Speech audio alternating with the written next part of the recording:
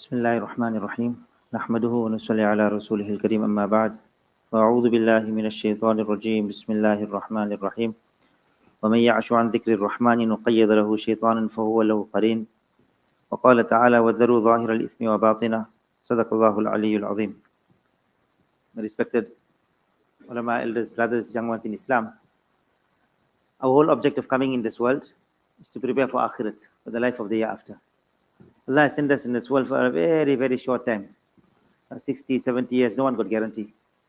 Imam Ghazali rahmatullah alayhi says that if you take this whole masjid, for example, and you fill it up with bird seeds, and every 1,000 years, one bird comes and takes one seed away.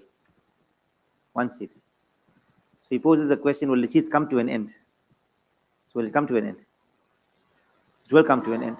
But after how long? You can't even imagine. So thousands and thousands and thousands of years, it will come to an end. But he says Jannat will never come to an end. The life of the year after will never come to an end. So this world is extremely short. Allah has given us this short time. So how can we build up our relationship with Allah subhanahu wa ta'ala? Build up our connection with Allah subhanahu wa ta'ala. To build up our connection with Allah subhanahu wa ta'ala, there are two things you must do.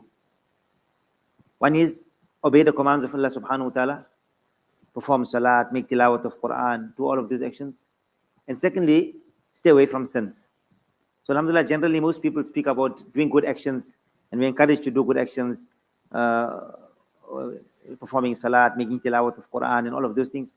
But the other aspect, staying away from sins, that's generally spoken about so much. So inshallah, I will speak about some of the sins that we get involved in and the harms of it. And how can a person stay away from it? We need to keep reminding ourselves, we've got weaknesses. And what is the solution? How can we come out? Even if we are in sin, how can a person come out of this sin? So firstly, to understand that what is the reality of sin. So you see, sin, Allah has made it such that shaitan, he beautifies things. Shaitan beautifies things for people. Allah has prohibited us, don't do this here. Because Allah loves us. And Allah has got great kindness for us and great love for us. And Allah wants us to be on the right path, and Allah wants us to get connection with Him. This world is an examination hall. We're going to be tested. So shaitan beautifies the things, and Allah wants to see who passes the exams, who breaks his desires for the pleasure of Allah subhanahu wa ta'ala. So there will be a lot of examinations in the world. But if you have to understand the reality of sins are very beautiful outside. But what is the inside and the reality of sins causes great harm. That is why Nabi alayhi salatu wasalam, he saw the reality of things and he told us, stay away from this. This is harmful. Music is harmful.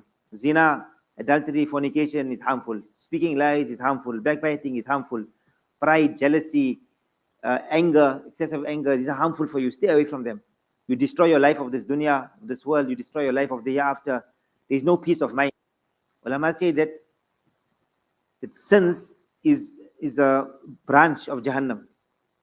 So like how when a person is in Jahannam, la yamutu fiha wa la yahya, you won't live there, you won't die there. You're living in great parashani in Jahannam. So similarly in this world, a person who commits sins, even though outwardly he's living a very comfortable life, but inside there's no happiness, because he's connected his heart to a branch of Jahannam. There was one person, I mentioned this yesterday also, in our country, this last week it came out, that this person outwardly was a Muslim, but he committed suicide. And he was in charge of the psychology department of the hospital. He was the head of the psychology department of the hospital, and he was suffering through depression. And then he committed suicide. That was one problem. And the second problem, he wrote a letter to his lawyers that please don't bury me in a Muslim graveyard, but cremate my body. I'm not a Muslim, I'm an atheist. Allah protect and save us. So I'm just showing that a person, he can have everything. Outwardly, he's got money, he's got everything. But people have got beautiful women in their lives. They fulfill their desires with everyone. But if you go into the depths of their heart and you ask them, they're not happy. There's no happiness in their life. They're going through depression, they're going through worries. And the main cause of this is our sins. We are distancing ourselves from Allah subhanahu wa ta'ala. So pious people have mentioned a very beautiful example to make us understand. They say one day there were some young boys living in a college, and they were studying there. They were boarding away from home. So one day the one boy, now his mother sent some food for him. And if a person is living in a college, he'll understand the value of your mother's food. When you're staying there and you just wait for it and you pine for it. So he was so excited, he brought it to the room, he put it in his locker, and he went away. But his friends were there, they were naughty boys. So they went and they picked the lock, and they opened the lock and they took out the food, and they had a big dawat. And they invited him for the dawat also, to make the food halal. So they called him also for the dawat. He must come, and we got a nice dawat. So anyhow, he went, he ate with them, and he's thinking this food is so tasty like my mother's food, but not realizing that they are deceiving him. Anyhow, he ate the food. Now he went back to his room, he opened his locker, he is very upset now. These boys tricked and deceived me.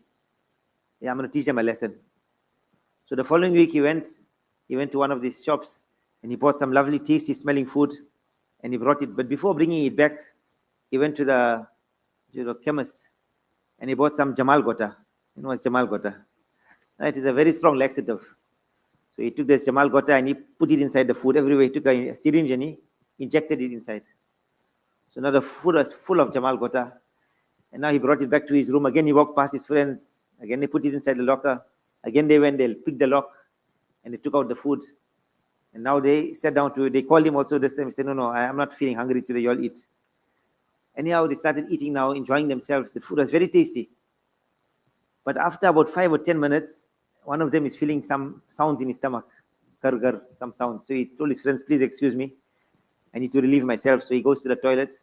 While he's sitting there, 5 minutes, not even a few minutes, he's sitting and he's feeling nice. He's relieving himself. Another friend is knocking on the door. Open up, I need to go also.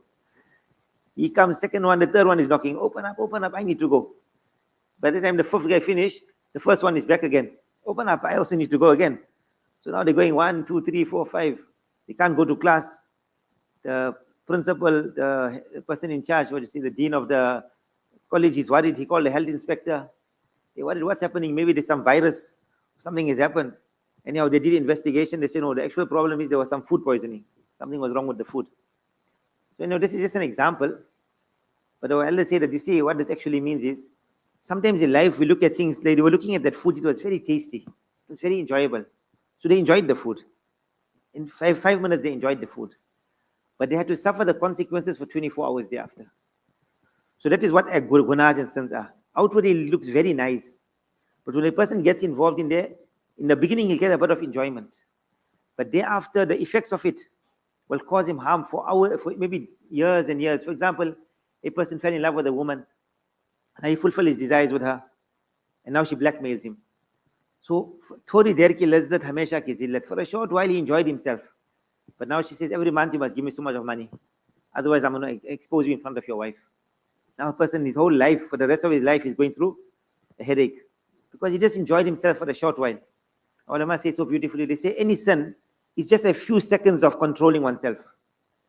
And the rewards are forever. And if you fulfill that desire of yours for a few minutes, but the effects of that will last forever, the harmful effects. So may Allah protect and save us from all kinds of sins. That this is the reality of sin. It's outwardly very nice. But when a person goes into it, then he finds the harm which comes to a person. Another example they give is there was once a man got married. So now every night his wife, she sees this man is messing the bed. He's making number one in the bed. So she said, what's wrong with you? You're a grown man. If you're a 5-year-old child or 4-year-old child, we understand you don't give him solids before sleeping.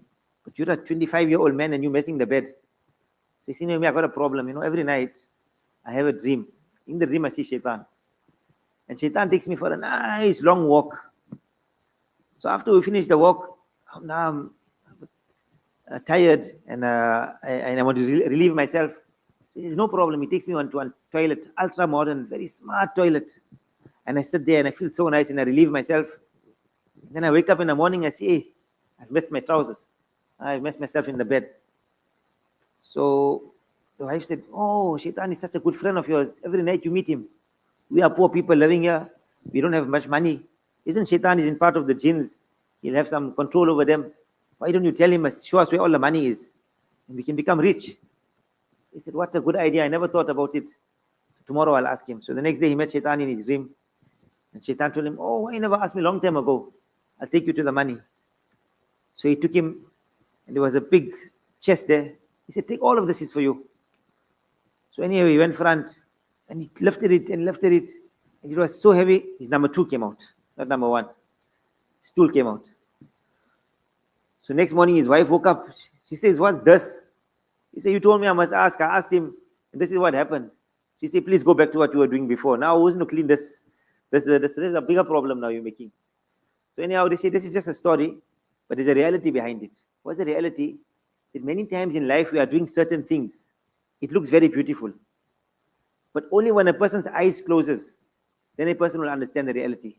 Hazrat Ali radiallahu anhu said, "An-nasu niyamun, fa-idha matu intabahu." People are sleeping. When they will pass away, the eyes will open up. So many things outwardly seem very beautiful. But the next morning when a person wakes up, sometimes in this world also, a person sees the reality of it. And sometimes on the day of Qiyamah, a person will wake up and he will see, subhanAllah, what I did, how I destroyed myself. There was one youngster, he passed away a few years ago. And his one friend, he said, I had dreams about him. And very terrifying dreams. And it was getting worse and worse. And I didn't know what was wrong. And I see him screaming and going through great difficulty and pain. So I told him that it happened a few days and I wasn't getting sleep. I hated sleep because I couldn't manage. He was screaming and going through so much of torment. So eventually I asked him, what's the problem? I know you are a man of good character. You used to perform salat. You were kind to your parents. But what's wrong? Why are you getting so much of punishment? So he said, sons jariyah, sons jariyah. I'm saying, now what's the meaning of sons jariyah? Sons jariyah. Continuous sins. You get sadaqah jariyah. Continuous sadaqah you must give. It remains after you're living.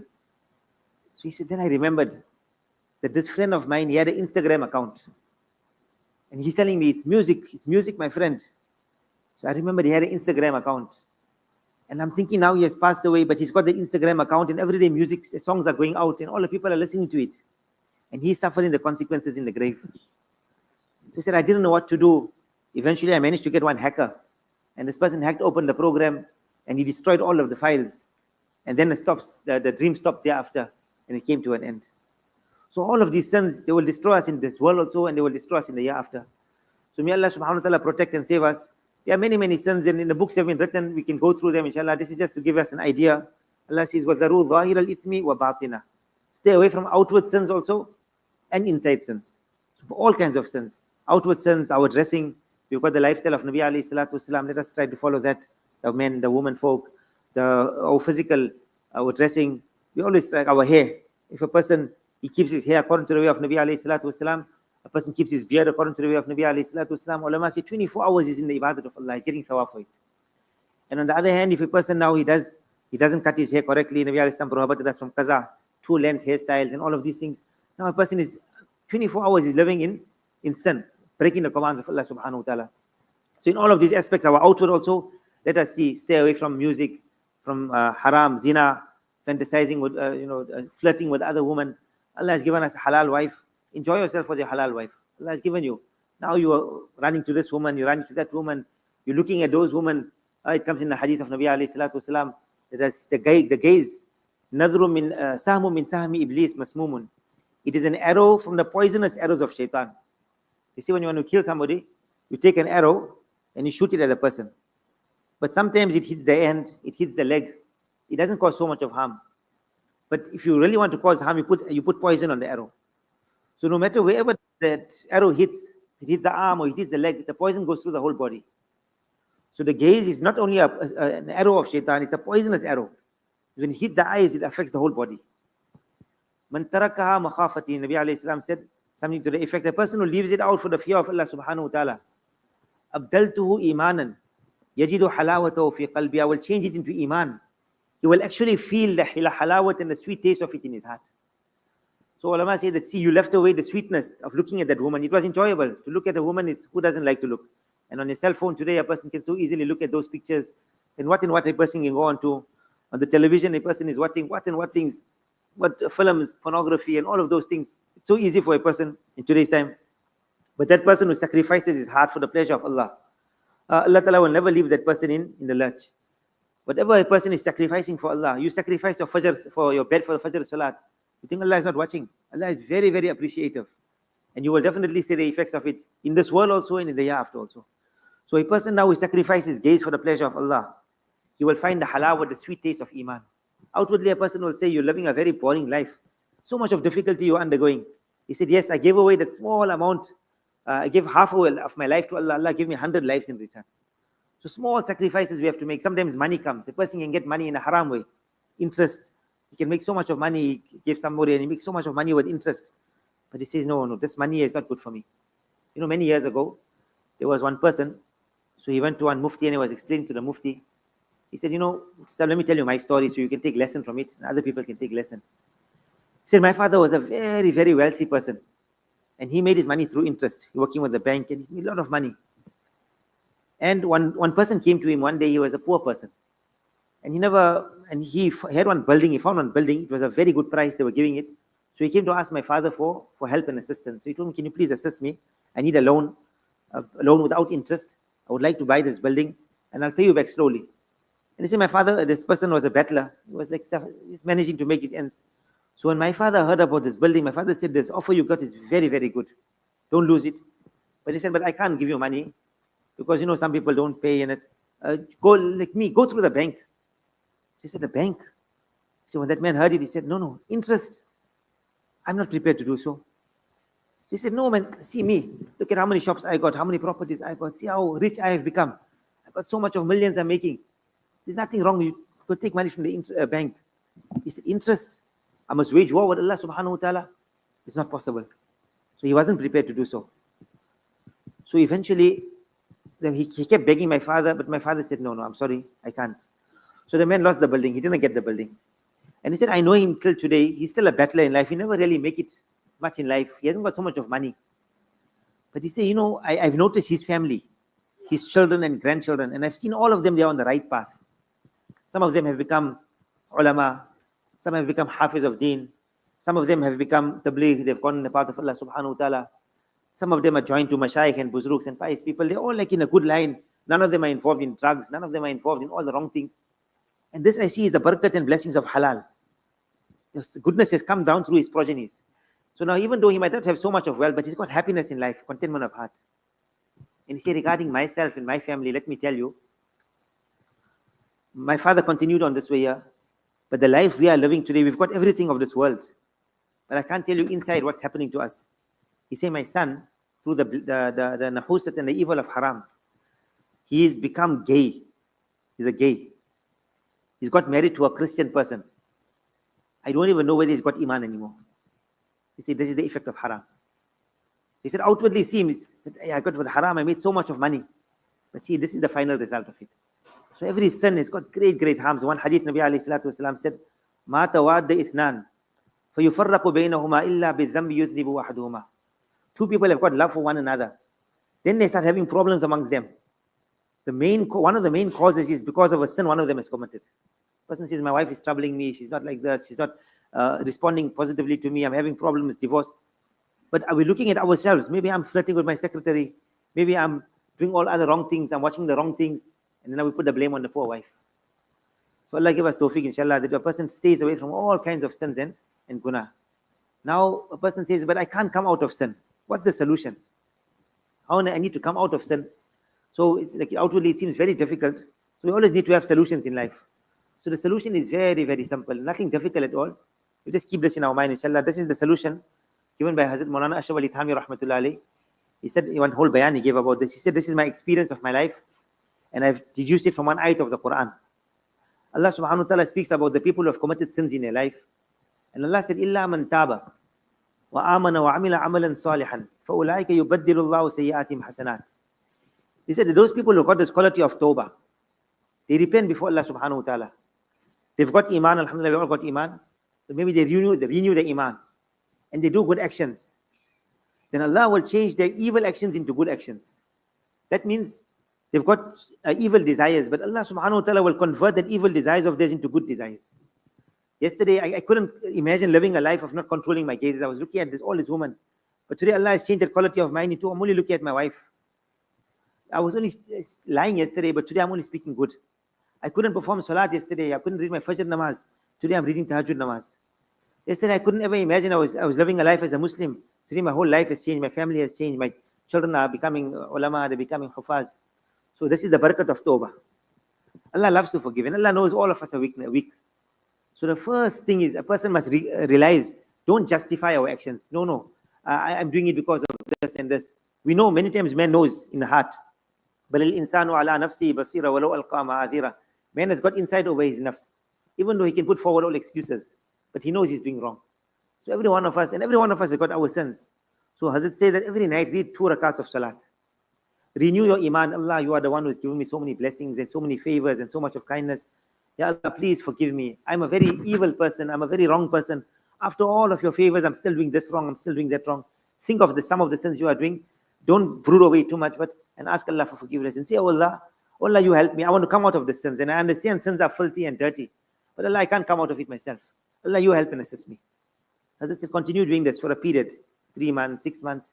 He said, Allah will give a person such courage and such strength that when he thought it was impossible to come out of certain sins, Allah will take him out of those sins. So this is one very, very simple solution. Nobody can say 2, 3 minutes, 5 minutes a day. And this thing, and as I said, if you pass away, Inna Allah yuhibbu at-tawwabina wa yuhibbu al-mutatahhirin. Allah loves those people who make a lot of tawbah. And Allah loves those people who are pure. He said, if you're not pure, you haven't become pure in your life, but at least you'll be amongst the first people. Those who make a lot of tawbah, who humble themselves before Allah, Allah loves those people. There was one person once, he passed away, and nobody wanted to bury him. He was a very evil person. Allah inspired the buzruk and the pious person of that time, go and perform the janazah salat of my wali. So he was surprised. They went to the graveyard and all the people of the town followed. And they come to the graveyard, they find this man, big sinner, and he's on the ground. So they're surprised. So they perform the janazah salat. And the best person to find out about the man is the wife. So they went to the wife. Your husband, we always thought he was an evil person. How come I was inspired that he's a wali of Allah, a friend of Allah, and we must bury him with honor. We thought he was a drinker. He used to drink alcohol and he was a very evil person. So she said, yeah, it's true. My husband had this quality. But 2 qualities also he had in his life. One is my husband had a lot of love for orphans. And in our house, always he kept an orphan. And before he would eat, he would feed the orphan. Before he would wear clothing, get clothing for us, he would look after the orphan and give the orphan something. He had a lot of love for orphans. So this is one quality. And the other quality, my husband, he used to go and drink every night and come back late at night and then fall asleep. But he'll wake up in the morning, 3, 4 o'clock. He's a bit sober. He will have a bath. And then he would sit on the musalla and say, Allah, I am a sinful servant of yours. Allah, please forgive me. Allah, I know I've got weaknesses. Ya Allah, which portion of Jahannam is for me? And he would humble himself. And every day he would cry. And every day he would commit the sin again. But he regretted. Allah loved this action. Most likely this is why Allah Ta'ala said he's my wali. So even though we've got weaknesses in ourselves, don't justify it. Let us try to come out of it. Let us make tawbah at least. Even if we have got that, come on to the level of tawbah, inshallah, slowly Allah will take a person out of that sins. The second easy solution is every night, read one book on death. Read one book on death. Normally, most of us, we're living in this dunya, in this world, and we don't keep death in front of us. Ulama say when a person starts thinking about death, automatically the love of this world comes out of his heart, and the love of the year after comes. Sins start coming out of his life, and good actions start coming into his life. Ibn al-Jawzi, rahmatullah alayhi, he said, the dunya is in front of a person. Even a small child, he understands the value of a car. You don't have to give him a bayan and explain to him, hey, you must buy a car, you must have a shop. He knows better than us. The cell phone which comes out, he knows better all the buttons, what you must press and what you must, how the thing works. The father is asking the son. Tell me, the 3-year-old child is teaching the father how you must.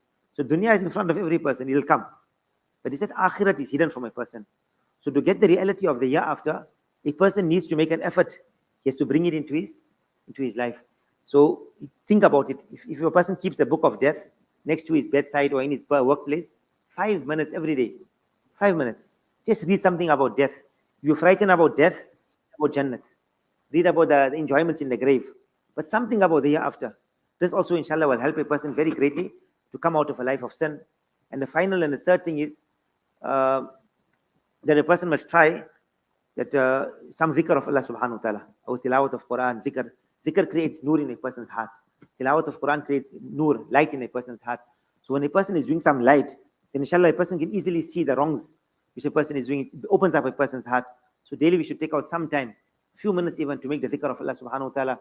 After Fajr, after Asr Salat is a wonderful times. Maybe if you can wake up for Tahajjud, even better. But whatever, some tilawat of Quran Sharif.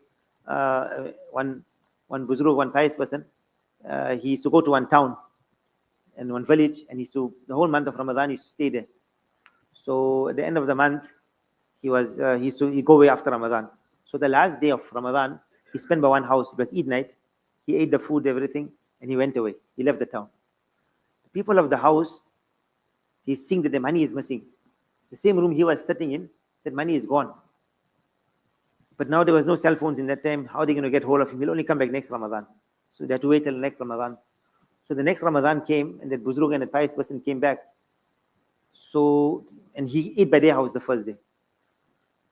Before Ramadan started. So they're all giving him heavy looks. So he asked him, what's wrong? Like, did I do something wrong? Did I steal your money or something? So he said, yes, you stole our money. He said, what do you mean? Me? I'll steal money? I won't steal your money. He said, last year you came, you went in that room. After you left the room, our money, which was there, a stack of money, is gone. He said, oh, that. Actually, what happened was I went in the room and I saw the stack of money there. And there was wind blowing. So I saw the money flowing, going everywhere. So I took the money and I put it together. And I'm thinking, now where can I keep this money where you'll find it easily? So I saw your Quran Sharif there. So I put it inside the Quran. I said, tomorrow morning when you'll open the Quran, I'm sure you'll find the money inside there. It means from last Ramadan, you haven't opened the Quran. And now it's one Ramzan gone, only now Ramzan time you open the Quran. So he was teaching them a lesson. Then now, Mashallah, Ramzan is finished now, we leave the Quran Sharif. So no, Quran Sharif every day in our life, inshallah. These will all create light in a person's heart. And inshallah, it will save a person from all kinds of sins. And so that's three things, inshallah. The one we said was, make tawbah.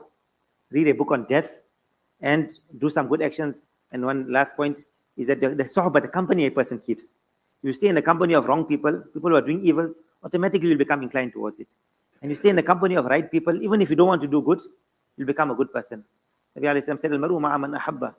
Rajulu ala dini khalil. A man is on the deen and the way of his friend. فَلْيَنْظُرْ أَحَدُكُمْ مَن يُخَالِلُ. Look and be careful and judge who's your friend. You have got a good friend, inshallah, you'll be on the right path. And you've got evil friends, even if you're a good person, eventually a person will fall. So every one of us, we should have some good friends in our life. Obviously, we've got people who are working with business, but like one person in our life, one alim, one pious person who we regard as pious, keep a strong relationship with him, a connection with him. Just by staying in his company, you'll be shocked yourself how many changes will come in your life, in your family's life. So much of benefit you'll see throughout your life just by keeping a strong connection with a person. So Allah subhanahu wa ta'ala give myself and all of us tawfiq, inshallah. Let us understand the reality of sins. Try to abstain from it. We are weak. All of us, we are weak. And Allah knows we are weak. Nabi said, everybody, human being, is a khata'un, he's a big sinner. But the best of those who make sins are those who make tawbah, who humble themselves before Allah subhanahu wa ta'ala. And we try to come out of it. The more we come out of sins, the more a person will find happiness in his life. The whole world is looking for happiness. Allah said, in my dhikr, in my obedience, you'll find happiness.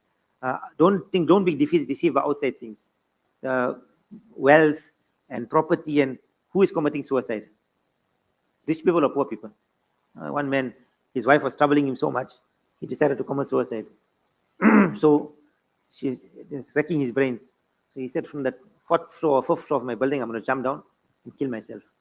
So anyhow, when he jumped down, Allah is doing, his wife was walking in the bottom. He fell on top of her. She passed away. His problem got solved. So unfortunately, the whole world people are looking today. They want to commit suicide also. Why they want to commit suicide? Because of depression. And who are depressed? The first world countries, America, Russia, where everything is open for people. And we've got the solution by us. Allah has given us the best way of life. We have to show the world that you people are living in darkness. You've got everything material, but you've got nothing inside. And the spiritual side will make a person live with a life of comfort. Allah subhanahu wa ta'ala grant myself and all of us tawfiq. Wa akhiru da'wana alhamdulillahi rabbil alameen. Alhamdulillahi rabbil alameen. والصلاة والسلام على سيدنا ونبينا وشفيعنا ومولانا محمد وأصحابه وبارك وسلم. ربنا ظلمنا أنفسنا وإن لم تغفر لنا وترحمنا لنكونن من الخاسرين. اللهم ثبتنا على الإيمان وأمتنا على الإيمان واحشرنا يوم القيامة مع المتقين مع الإيمان. اللهم زدنا ولا تنقصنا وأكرمنا ولا تهنا وأعطنا ولا تحرمنا وآثرنا ولا تؤثر علينا وارضنا وارض عنا. نسأل الله العافية في الدنيا والآخرة. اللهم طهر قلوبنا من النفاق وأعمالنا من الرياء وألسنتنا من الكذب وأعيننا من الخيانة فإنك تعلم خائنة الأعين وما تخفي الصدور. اللهم ارحمنا بترك المعاصي. اللهم ارحمنا بترك المعاصي أبدا ما أبقيتنا. اللهم لا تشقنا بمعصيتك. اللهم لا تشقنا بمعصيتك. ربنا تقبل منا إنك أنت السميع العليم وتب علينا إنك أنت التواب الرحيم. ما شاء الله لا قوة إلا بالله. الحمد لله الذي بنعمته تتم الصالحات. اللهم إنا نسألك من خير ما سألك منه نبيك محمد صلى الله عليه وسلم ونعوذ بك من شر ما استعاذ منه نبيك وحبيبك محمد صلى الله عليه وسلم. وأنت المستعان وعليك البلاغ ولا حول ولا قوة إلا بالله. اللهم صل على سيدنا ونبينا ومولانا محمد وأصحابه وبارك وسلم. سبحان الله وبحمده، سبحانك اللهم وبحمدك، نشهد أن لا إله إلا أنت، نستغفرك ونتوب إليك. سبحان ربك رب العزة عما يصفون، وسلام على المرسلين، والحمد لله رب العالمين. آمين برحمتك. آمين. جزاكم.